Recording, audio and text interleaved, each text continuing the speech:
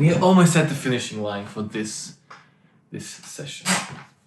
My squeaky chair. Let's go into this awesome new recording plugin.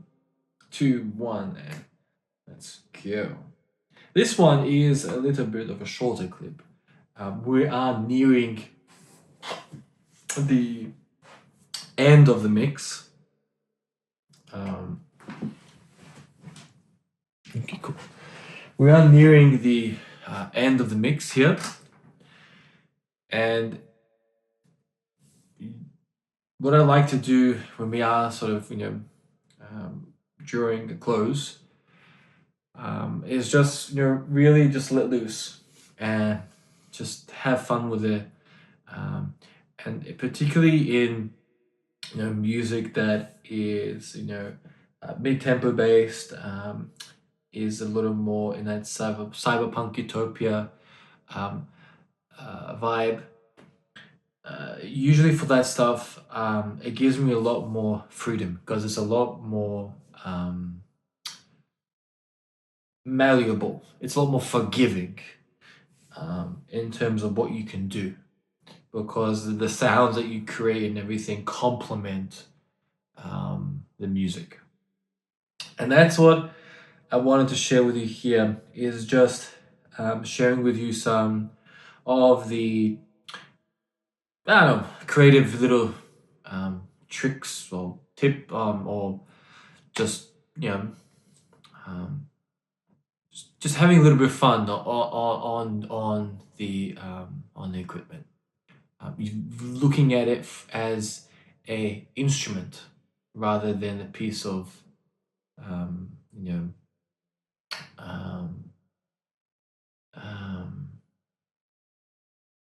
rather than just, a mechanism to play musical. We're looking at it as a musical instrument that you can bend the strings on, that you can play chords on, that you can create melodies with. And that's the perspective that I think is important here, and I think is key in doing something like this. Let's have a look.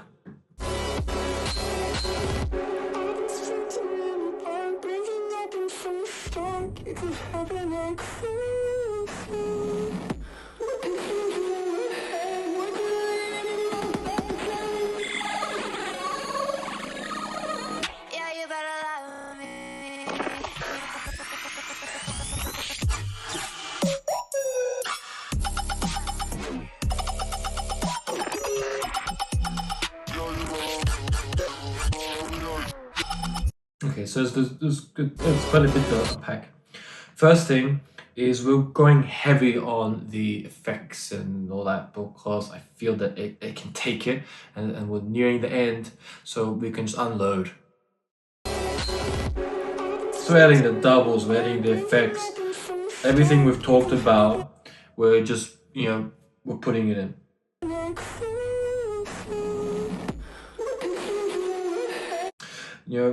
Again, using multiple effects, we're adding in this sort of bit crush, but then we're doubling that with something else to complement it.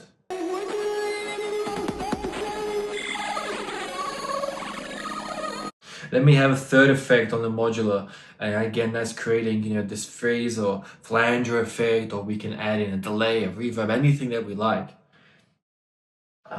Because we're using one vocal section which has a very minimalistic moment, mostly just the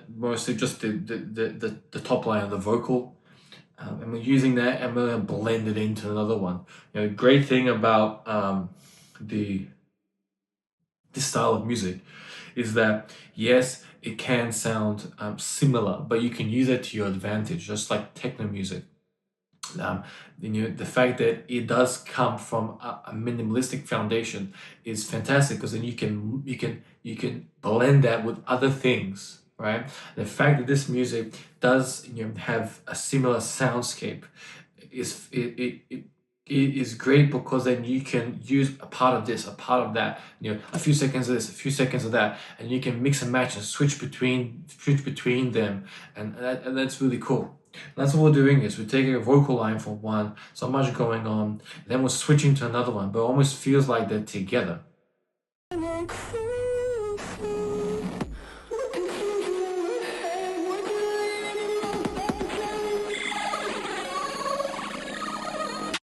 And when we're creating, some sort of a build, if you will, and we're switching into another song.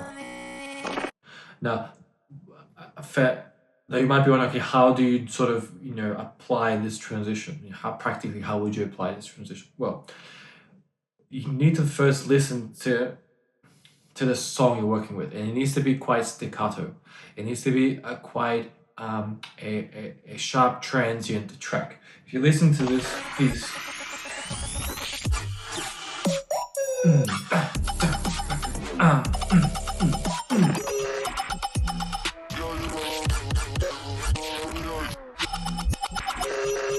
what I'm noticing musically, okay, is it might not be like what I'm thinking of imagining is like super transient like snares, right? So go da da da da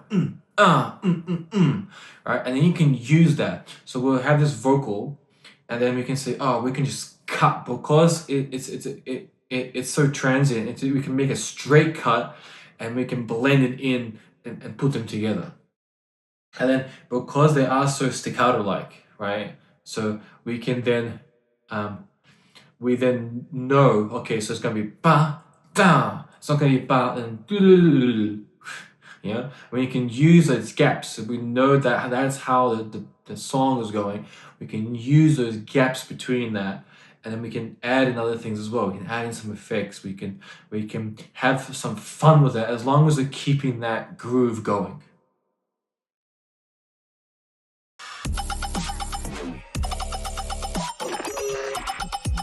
Okay, here we go.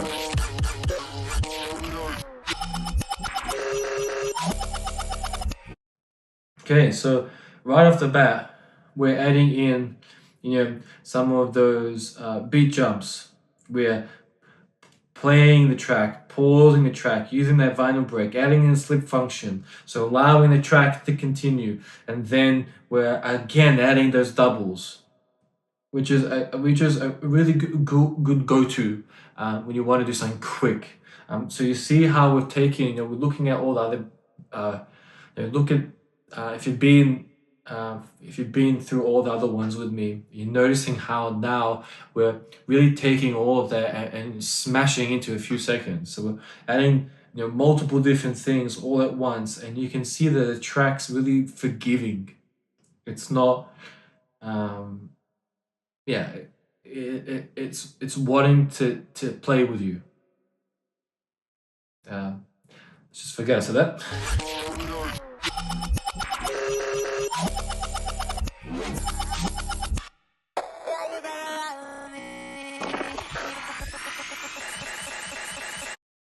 Now this is something you have to be careful of. I wouldn't recommend it if you are at sort of that beginning um, stage of your mixing journey, but we can we can stop it, and we can basically, let me just double check.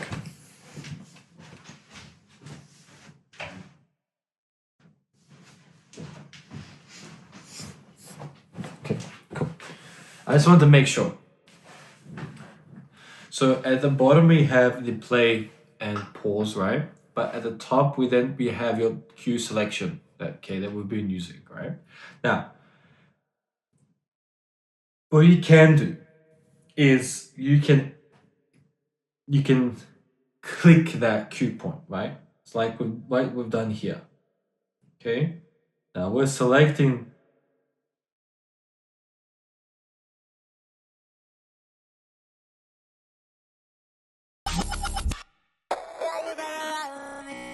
Okay, so we can hit the cue point, and then it's going to take us back to where our original cue point for when we started the track was, right? That I'm pretty sure about this, but just double check. So when we play the track, right, we have selected cue points, right? But then when we hit the cue, it's gonna stop either depending on how your settings are on the on your gear and any computer, right? So this is something that's a little more obviously involved and an advanced thing, but you can click your cue point and it can take you back to one of your cue points. Now, most cases it'll take you back to where you originally selected the cue point, so where you basically switched over to that song, that cue point that you say. If you have multiple ones, it'll take you to the one that you recently played, from my understanding. And that can be cool because like I mentioned, if you know where it's gonna take you back, right? Then you can have multiple parts of the same one, but then you can glue them together. So you can take one piece of that, one piece of that. But you have to be careful because if you select this, and then you can either, sometimes it just stops you, doesn't do anything, but sometimes it can take you back to your cue point, okay, that you've selected. So you just have to see how your settings are on your gear, and you can use that to your advantage. Now, if you're not comfortable doing that, because you have to be quite confident, because then sometimes it might take you back to a random one. But because with this music, it is quite forgiving.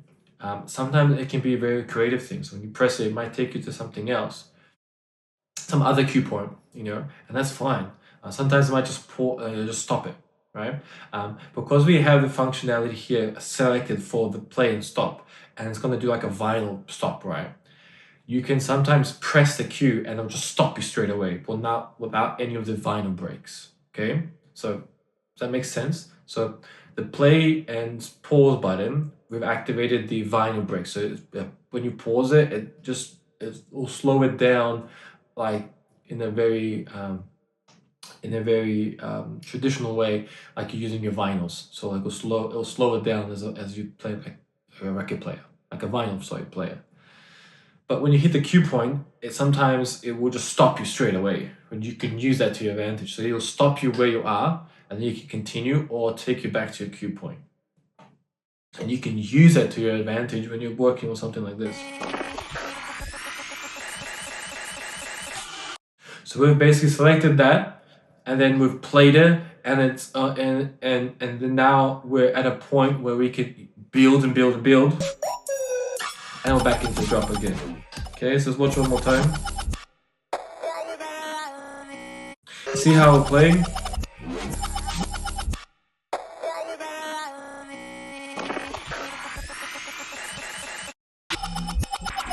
Now, the reason I'm saying that it's not something you want to do as a beginner is because it can be quite violent. As you notice,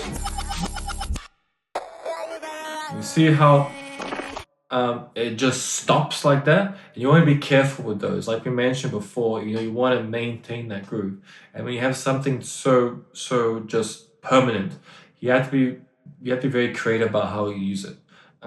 So I would watch this, but if you are sort of I wouldn't be too concerned about it. Focus on all the other core aspects first, and then build up to something like this. Because if that's key. See how we're going with the rhythm? 1, 2, 3, 4.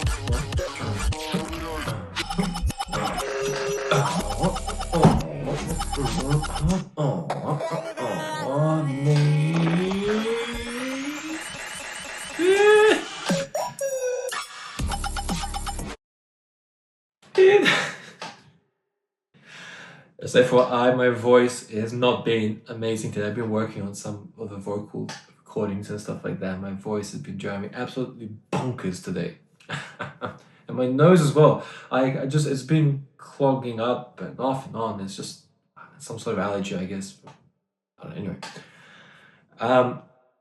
But again, it comes back to, working with the groove, but then manipulating the groove. You don't want to be so strict on strict on the groove that you don't have any room to breathe. But you also want to keep it flowing. And let me just pause. Awesome. But you want to work with it, right? So you want to still maintain it. You notice how in that example, like we're just as doing it was doing the counting, right? We're going with it. So even though we're adding, double, we're adding this, we're adding the big crush, we're adding the flanger effect, the phase effect, we're adding some reverb, we're pausing, we're playing it. You're doing it musically with the groove. So you stop, and then music's quite forgiving when you do something like that. In this style of music. What else? But fundamentally, you can apply that no matter what stage you are. It's just about switching your frame of mind and looking at the gear from a more musical perspective. Carl Cox mentioned this a few times. You are a musician. Imagine a guitarist, the way you're performing, how soulful you are with the instrument. No matter if I'm giving an example because I know the guitar very well, but the piano, the drums, whatever your main instrument is, I highly encourage you to pick an instrument.